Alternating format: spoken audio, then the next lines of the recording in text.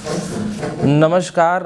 आज हमारे साथ हैं रियल एस्टेट के भीष्म पितामह कहेंगे इनको, काफ़ी लंबे टाइम से कार्यरत है रियल एस्टेट क्षेत्र में। और मैं इन परिचय कराना चाहूँगा आपको नरेंद्र यादव जी से। नरेंद्र यादव जी, आप कैसे हैं? मैं ठीक हूँ जी। मनीष जी, आप बताएं कैसे हैं? मैं बिल्कुल बढ़िया हूँ, ठीक हूँ। और विशेष तौर से आज आपको इसलिए बुलाया गया है कि थोड़ा आप अपने बारे में थोड़ा इंट्रोडक्शन दें पहले, फिर हम कुछ सवाल आपसे करेंगे। पहले तो आपको और आपके इस चैनल के सभी दर्शकों को बहुत बहुत धन्यवाद और आभार अभिनंदन व्यक्त करता हूं कि आपने अपने चैनल पे हमें थोड़े टाइम के लिए समय दिया। जो भी समय दिया, मैं चाहूँगा कि बातें अच्छी हो और अपना विचार साझा करें आपसे। मैं तो रियल इस्टेट में कार्यरत हूँ, लगभग 12 साल का तजुर्बा है। गुड़गांव शहर में काम करते हुए 12 साल हो गए मुझे रियल इस्टेट सेक्टर में, और हर पैटर्न पे काम किया हुआ है। सेकेंडरी मार्केट हो, प्राइमरी मार्केट हो, ओरिजिनल बुकिंग, रीसेल, रेंटिंग, मतलब हर लेवल पे काम करते हैं। तो ऐसा नहीं है, मतलब पूरा गुड़गांव में रेसिडेंशियल एंड कमर्शियल की पूरी ब्रीफिंग है और प्रॉपर तरीके से काम किया हुआ है हमने। तो नरेंद्र जी, आपसे कुछ सवाल करूंगा कि आपका रियल एस्टेट में जो जर्नी रहा, वो उस जर्नी से आपकी क्या एक्सपीरियंस है? मैं चाहता हूं कि अपने जर्नी के एक्सपीरियंस को हमारे जो दर्शक हैं उनके बीच में साझा करें आप। सर्वप्रथम मैं आपको बता दूं कि जर्नी बहुत ही अच्छी थी, बहुत सोच समझ के स्टेप लिया हुआ था। और ये एक बहुत बड़ी ह्यूज सर्विस इंडस्ट्री है जहाँ पे हम सर्विस प्रोवाइड करते हैं। मल्टी लेवल की सर्विसेज है यहाँ, कस्टमर टू कस्टमर कनेक्ट इसी से होता है। ये सर्कल बेस्ड काम भी है, मार्केटिंग बेस्ड काम है। इसमें हर तरह के काम करने के आपको अवसर मिलते हैं। आप मार्केटिंग भी करते हैं, सेल्स भी करते हैं, प्री सेल्स भी करते हैं। तो ऐसा कुछ नहीं है, हर लेवल पे आदमी ने काम किया। अब हमने अपने जीवन में डीएलएफ से स्टार्ट किया था। आज जो सेल है करते करते सोहना रोड गए, सोहना रोड से एसपीआर नई सड़क बनी। ये लगभग आप समझे कि 70% गुड़गांव हमारे सामने बसा है। जो नया गुड़गांव जिसको हम कहते हैं, द्वारका एक्सप्रेसवे कहते हैं, नॉर्दर्न पेरिफेरल रोड कहते हैं, सेंट्रल पेरिफेरल रोड है, एंड बहुत सारे ऑप्शंस है जो कि हमारे सामने बसे हुए हैं। जी जी, बिल्कुल। नरेंद्र जी, इस बीच में आपसे एक सवाल पूछना चाहूँगा कि आप गुड़गांव के अलावा और कहाँ काम करते हैं? क्या कि आप केवल गुड़गांव को ही फोकस करते हैं? मेरा मेन फोकस शुरू से गुड़गांव का ही रहा है। और गुड़गांव एक बिजनेस करने के लिए बहुत अच्छा स्कोप वाला सिटी है, क्योंकि यहाँ क्लाइंटेल है। जहाँ आपके पास क्लाइंटेल है, आप वहीं काम कर सकते हैं। जी, हम किसी को सर्विस प्रोवाइड कर रहे हैं तो सर्विस लेने वाले भी लोग चाहिए ना जी। तो गुड़गांव ऐसा शहर है जहाँ पे कि बहुत सारी एमएनसीज है, टॉप एमएनसीज है। वर्ल्ड की शायद कोई ऐसी कंपनी हो जिसका यहाँ कॉर्पोरेट ऑफिस तो नहीं, अब ब्रांच ऑफिस कह सकती कि लगभग सभी का है जी। कुछ ऐसी टॉप एंड कंपनियाँ इंडियन एमएनसीज की जिनके हेड ऑफिस, कॉर्पोरेट ऑफिस भी दिल्ली के जगह गुड़गांव में शिफ्ट हो गए, क्योंकि गुड़गांव में आईटी सेक्टर का बहुत बड़ा मार्केट है। आईटी है, इंडस्ट्रियल तो नहीं कह सकते उतना है, बट आईटी के और नॉर्मल ऑफिसेज बहुत सारे हैं। B2B मार्केटिंग वाले हो गए, बहुत सारी कंपनी है जिनके बहुत सारे ऑफिसेज हैं। अच्छा नरेंद्र जी, अब तक आपने 12 साल की जर्नी में कितने डील्स को क्लोज किए हैं और क्या एक्सपीरियंस रहा? कस्टमर के साथ आपका कैसा वो व्यवहार रहता है? क्या किस तरह के कस्टमर के प्रॉब्लम्स को आप झेलते हैं और क्या क्या कस्टमर का वो ख्वाहिश रहती है, मतलब प्राइसिंग को लेके, ये आपका लोकेशन को लेके, और देखेंगे रिटर्निंग को लेके? कस्टमर का जो सेगमेंट है ना, डिफरेंट मॉड्यूल में है। एक तरह का कस्टमर नहीं है कि हम उसके साथ एक तरह की एक इशू फेस करें जी। कस्टमर 1000 इशू लेके आता है। रियल इस्टेट इंडस्ट्री एक ऐसी इंडस्ट्री है जहां हमें रोज कुछ न कुछ नया एक कस्टमर सीख दे के जाता है, सिखाता है जी। और हम भी कस्टमर को कुछ नया चीज़ें जो चाहते हैं कि उनको बताएं, उस बेस पे करें। इस 12 साल के करियर में लगभग नाना करते हुए भी 1200-1300 घर का तो ट्रांजैक्शन मैंने इंडिविजुअल लेवल पे, जो कहते हैं ना कि अपने व्यक्तिगत तौर पे लोगों को घर दिलाया है।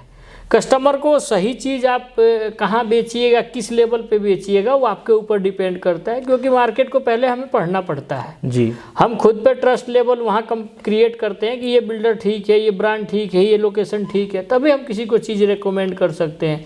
रियल इस्टेट ह्यूज मार्केट है, लेकिन सारी की सारी कंसल्टेंट कंसल्टेंसी बेस्ड काम है कि भाई आप कंसल्टेंट कितना मजबूत है, कितना अच्छे तरह से ब्रीफ करता है। अच्छा, तो इस जैसे आपने बताया कि सारा का सारा मार्केट जो है कंसल्टेंट बेस है, तो यहाँ पे मैं आपसे एक सवाल करना चाहूँगा कि हमारे जो ऑडियंस है, जो आपके और हमारे इस संवाद को देख रहे हैं या फिर देखेंगे, तो वो आप मतलब आपकी जो जर्नी है उनको किस तरह से हेल्पफुल साबित होगी आप, और किस तरीके से ज़्यादा उनको, मतलब जो कि कस्टमर को बहुत ज़्यादा कंक्लूजन होता है प्रॉपर्टी परचेज करने में, वो समझ नहीं पाते हैं, बहुत ज़्यादा इंक्वायरी करते हैं, मतलब भटकते हैं, और लास्ट में वही होता है जो सबके साथ होता है। तो आप किस तरीक़ा से हेल्पफुल साबित होंगे उनके लिए? देखिए, कस्टमर आजकल के 80% से 90% कस्टमर पोटेंशियल्स है, लगभग सारी चीज़ों को स्टडी कर लेते हैं। नेट पे सब कुछ अवेलेबल है ऑलमोस्ट जी। वो कहीं ना कहीं से किसी न किसी माध्यम से नेट के थ्रू जैसे भी चीज़ों को कंक्लूजन निकाल लेते हैं कि मेरा बजट क्या है। पहले तो अपने बजट क्राइटेरिया में जाते हैं। उनकी सेकेंडरी रिक्वायरमेंट होती है कि हमें इतने बेडरूम के घर चाहिए या ये साइज़ का प्लॉट चाहिए। हर आदमी का आज से ना बजट अपना डिफाइन हो चुका है कि मुझे लोन कितना लेना है, ऑन कंट्रीब्यूशन कितना लगाना है। तो उसके लिए फाइनेंशियल इंस्टीट्यूशंस है, जैसे बैंक्स हैं, उनके बंदे होते हैं, उनसे वो पहले टाई अप कर लेते हैं कि मेरा ये वाइट की डील है, अगर मेरी डील 1 CR की है तो मेरे को 80% का लोन हो जाएगा बैंक से, 20% का ऑन कंट्रीब्यूशन देना होगा। तो वो सारी चीज़ें ओके होती है। कुछ कस्टमर होते हैं जो प्राइस को लेके कंफ्यूज होते हैं, क्योंकि देखिए नेट पे जेन्युइन चीज़ें भी डली होती है, फेक भी डली होती है। कुछ लोग गलत प्राइस 3 साल पहले का डाले हुए उसी को लेके घूमते हैं कि मुझे उसी रेट पे चीज़ चाहिए। तो वो तो आपको पता है कि मतलब जी बिल्कुल। मार्केट का सिनेरियो क्या है कि समय समय बदलता रहता है जी। जो प्लॉट आज गोल्फ कोर्स रोड पे 25,000-30,000 रुपये का रेट हुआ करता था 2007-8 में, आज वो प्लॉट 4 लाख रुपये गज का रेट है।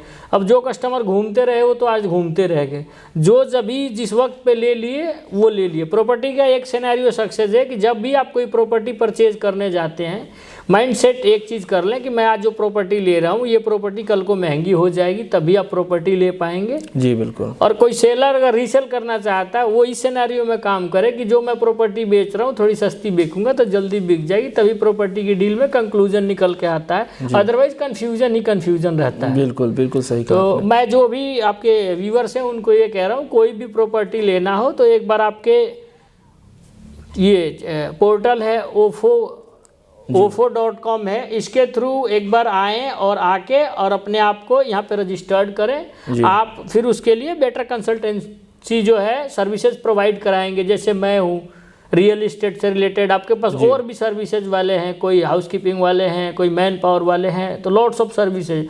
तो ओफो एक ऐसा पोर्टल है जहाँ पे आने के बाद हर आदमी की सॉल्यूशन का समाधान है। बिल्कुल सही कहा। तो मैं उम्मीद करूंगा कि हर कस्टमर अपने मोबाइल ऐप में ओफो डाउनलोड करे और अपनी सर्विसेज के लिए ओफो पर रिक्वेस्ट डाले। ओफो हर सर्विस के लिए अच्छा साधन है जी बिल्कुल, संसाधन है। एक और सवाल आपसे पूछना चाहूँगा कि आप अभी करंट में जो गुड़गांव की जो प्रॉपर्टी की संभावना है, जैसे कि हर एक मतलब प्रॉपर्टी का एक लॉट आता है कि किस एरिया में डेवलपमेंट है, आपका सर्विस एरिया क्या है, बेसिक तौर से मेरा पूछने का ये मतलब है कभी करंट में आप किस सर्विस एरिया में अपना ये सुविधा प्रॉपर्टी की सुविधा अवेलेबल करा? देखिए, गुड़गांव कोई बहुत बड़ा ह्यूज किलोमीटर का एरिया नहीं है। 15 से 18-20 किलोमीटर में गुड़गांव आज भी सिमट के जो डेवलपमेंट है 25 किलोमीटर के आसपास में ही घूम रहा जी। आप डीएलएफ सिकंदरपुर मेट्रो स्टेशन से अगर उठाते हैं तो 10 किलोमीटर साउथ में जाइएगा तो एसपीआर खत्म हो जाता है डेवलपमेंट, और 12-13 किलोमीटर नॉर्थ में जाइएगा तो एनपीआर डेवलप, जिसको द्वारका एक्सप्रेसवे कहते हैं, सारी डेवलपमेंट खत्म हो जाती है। तो ये 25 किलोमीटर के रेडियस में फैला हुआ है। तो अप्रोक्सीमेट नई बुकिंग जिस सारे बिल्डरों की जो नई बुकिंग का एक एरिया होता है जी। कुछ टाइम पहले गोल्फ कोर्स रोड था, उसके बाद एक्सटेंशन रोड बनी, उसके साथ साथ साउदर्न पेरीफेरल बनी, सेंट्रल पेरीफेरल पे डेवलपमेंट है, अब नॉर्दर्न पेरीफेरल पे गया हुआ। तो आज का जो मेनली फोकस है साउदर्न पेरीफेरल, नॉर्दर्न पेरीफेरल और सेंट्रल पेरीफेरल पे ही डेवलपमेंट है गुड़गांव की जी। क्योंकि golf course road fully occupied हो चुका है। एमजी रोड जो मेहरौली गुड़गांव रोड बोलते हैं ये भी फुली ऑक्यूपाइड है जी बिल्कुल। NH8 पे भी वाटिका तक ऑलमोस्ट दोनों तरफ डेवलपमेंट हो चुकी है जी। तो इसलिए अभी जो डेवलपमेंट है साउदर्न पेरीफेरल रोड पे और नॉर्दर्न पेरीफेरल रोड पे और सेंट्रल पेरीफेरल रोड पे है। तो जो भी डेवलपमेंट अभी करंट में चल रहा है, किन किन ग्रुप के साथ अभी काम कर रहे हैं आप? तो इसमें बिल्डर्स जो गुड़गांव के रिनोन्ड बिल्डर्स में है, जैसे M3M डेवलपर है, स्मार्ट वर्ल्ड है, बेस्टेक है, DLF है जी। एंड शोभा सिटी है, नॉर्दर्न पेरीफेरी में जाएं तो वाटिका है, सेंट्रल पेरीफेरी में जाएं तो और भी बिल्डर्स हैं, चिंटेल्स है, नॉर्दर्न पेरीफेरी में एक्सपीरियन डेवलपर है। तो गुड़गांव के अंदर कम से कम 1500 डेवलपर वर्किंग है छोटे से बड़े लेवल पे, जिसके अंदर 150-200 अच्छे ब्रांड हैं जो काम कर रहे हैं। जी अच्छा नरेंद्र जी, इस बीच में आपको फिर रोकना चाहूँगा कि जैसे कि आपने बताया सारे डेवलपमेंट के बारे में, गुरुग्राम के जो भी न्यू डेवलपमेंट चल रहे हैं उस एरिया के बारे में, तो थोड़ा सा मैं आपसे एक सवाल करना चाहूँगा कि जो कमर्शियल जो प्लॉट है और रेसिडेंशियल प्लॉट है, तो उसके बीच में मतलब कस्टमर किस तरीके से बेस्ट प्राइस में रेसिडेंशियल पाएंगे और किस तरीके से बेस्ट प्राइस में कमर्शियल पाएंगे, उसके लिए मतलब आप किस तरीके से आप उन्हें हेल्प करेंगे कस्टमर को? देखिए, रेसिडेंशियल और कमर्शियल सेगमेंट दोनों ही डिफरेंट सेगमेंट होता है। रेसिडेंशियल पर्टिकुलर ये होता है कि रेसिडेंशियल में 60 स्क्वायर यार्ड से स्टार्ट हो जाता है, हुडा के प्लॉट हो या प्राइवेट डेवलपर के हो, ऑलमोस्ट है। आज के टाइम में छोटे डेवलपमेंट के लिए जैसे 54 स्क्वायर यार्ड से लेके 179 स्क्वायर यार्ड के जो प्लॉट साइज है, उसको दीनदयाल जन आवास योजना के तहत डेवलप कर रहे हैं हर डेवलपर। उसके लिए क्या था कि पहले बड़ा टाउनशिप बनाने के लिए, प्लॉटेड लैंड करने के लिए आपको 111 एकड़ का टाउनशिप डेवलप करना होता था, जिसमें आप ग्रुप हाउसिंग, मॉल, कमर्शियल सब लेके आते थे, तब आपको टाउनशिप का लाइसेंस मिलता था। आज आपको दीनदयाल के प्लॉट करने हैं तो आप 8 एकड़, 10 एकड़, 12 एकड़ में छोटी चीज में कर सकते हैं। जी बिल्कुल। ग्रुप हाउसिंग अफोर्डेबल स्कीम जो इसके पहले चल रही थी, वो भी ऐसे था कि 3 एकड़ 4 एकड़ में डेवलप करें। अदरवाइज ग्रुप हाउसिंग के लिए भी पहले क्राइटेरिया था 11 साढ़े 11 एकड़ से ज्यादा जगह चाहिए होती थी। जी। तो अब इस चीज से फायदा ये है कि दीनदयाल जन आवास योजना आने से हर बजट का आदमी घर ले लेता है, प्लॉट ले लेता है। जी। सेकेंडरी प्रीमियम सेगमेंट के टाउनशिप तो अभी कोई ज़्यादा गुड़गांव में है नहीं। जी। 2031 के नए मास्टर प्लान में लगभग 8 से 10 टाउनशिप आई हुई है। जी। 58 नए सेक्टर कटे थे, उसमें से 8 से 10 टाउनशिप आई हुई है। तो वो प्रीमियम सेगमेंट के प्लॉट है, वो मिनिमम 215-225 स्क्वायर यार्ड से स्टार्टअप होते हैं, कुछ जगह 180 स्क्वायर यार्ड के भी होते हैं, क्योंकि गुड़गांव में प्रीमियम सेगमेंट के प्लॉटों पे 180 गज से ऊपर में ही फ्लोर वाइज परमिसेबल है जी, कि आप फ्लोर वाइज कंस्ट्रक्शन कर सकते हैं। जी धन्यवाद। ये नरेंद्र जी ने आपके बीच अपनी सारी बातें रखी रियल एस्टेट से रिलेटेड, प्रॉपर्टी से रिलेटेड, और काफ़ी अच्छा लगा इनसे बात करके। बहुत बहुत धन्यवाद नरेंद्र जी, और आने वाले भविष्य में भी आपको एक बार और कोशिश करेंगे कि आप हमारे चैनल के माध्यम से ज़्यादा आके और लोगों को अपने अनुभव को साझा करें। धन्यवाद नरेंद्र जी, नमस्कार। बहुत बहुत धन्यवाद सभी दर्शकों को, इस चैनल को, प्रमोटर हाउस को, और हमारे इस ओफो ऐप को बहुत बहुत धन्यवाद, जिन्होंने हमें अपने मंच पे बैठने का समय दिया।